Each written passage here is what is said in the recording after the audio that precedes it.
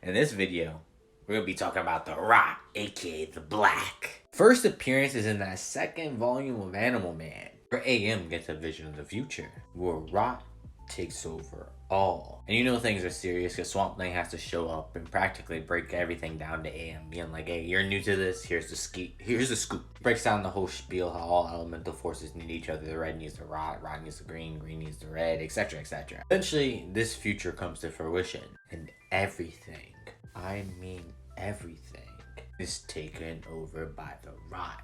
Even some of your favorite characters. While that Animal Man series is going on, the Swamp Thing series is happening at the exact same time, tackling the same prospect. In the Animal series, it also introduces a kid, the first avatar we learn of the Rot, someone named William Arcane.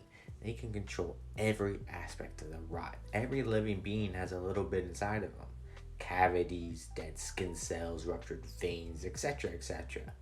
William can manipulate even the smallest aspects of it. It goes back to the whole connection thing. Every other elemental force has a little bit of the Rot in it. And we know the green ends up being one of its main counterparts. Life versus death, growth versus decay, it makes sense. But things get real freaky where they murk off Swamp Thing's girl, Abigail Arcane, the sister of William. Swamp Thing sent back in the past to try to make things right. And where he does save Abigail, her physical form, who she is as a human, no longer exists. She is now an entity, the true aspect of the Rot. No aspect of it will go without her control. And it's sad because the whole series plays out to how life and decay are counterbalances to each other. And the whole thing Swamp Thing wanted was Abigail, and now he has to let her go because they're incompatible. A love that will never truly be satiated ever again.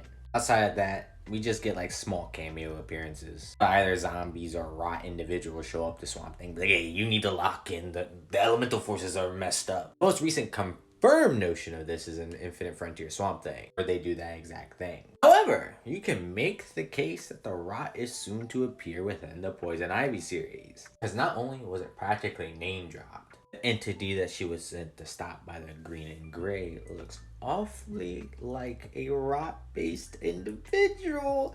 And then this is gonna be so much different because Poison Ivy is the first individual to actually be two elemental forces, one being the Green and Gray, and seeing how she will have to deal with something like a completely opposing force in death and decay will be quite interesting, I'm not gonna lie.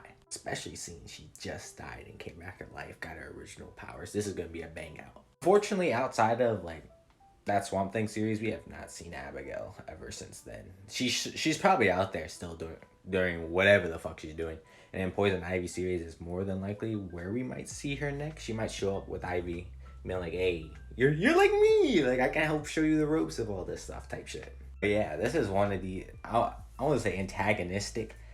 They play their role, but they like overstepping the boundary more than the other elemental forces do.